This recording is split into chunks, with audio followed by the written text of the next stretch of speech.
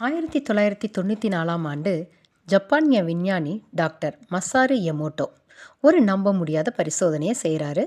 அதில் அவர் மாணவர்களை 2 குழுவாக பிரிக்கிறாரு.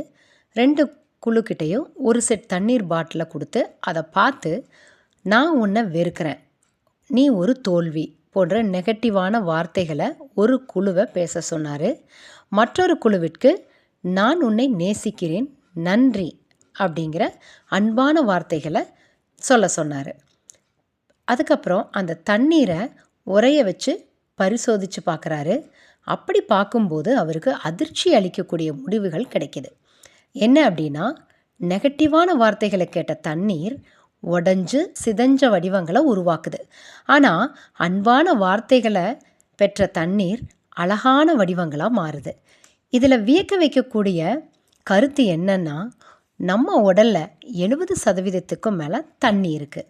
அதனால் நீங்கள் பேசும் வார்த்தைகள் உங்களுடைய உடலையும் உங்களுடைய மனதையும் பாதிக்கின்றன. நல்ல வார்த்தைகள், அன்பான வார்த்தைகள் உங்களுக்கு நல்ல ஆற்றலையும் ஆரோக்கியத்தையும் தருது. நெகட்டிவான வார்த்தைகள் உங்களுக்கு தீங்கு விளைவிக்குது. எனவே எப்போதும் அன்பாகவும் நன்றியுடனும் பேசுங்கள். உங்கள் வார்த்தைகளில் உங்கள் வாழ்க்கையை மாற்றும் சக்தி உள்ளது. வார்த்தைகளால் கொன்றுவிட்ட பிறகு மன்னிப்பு கேட்டு என்ன பயன்?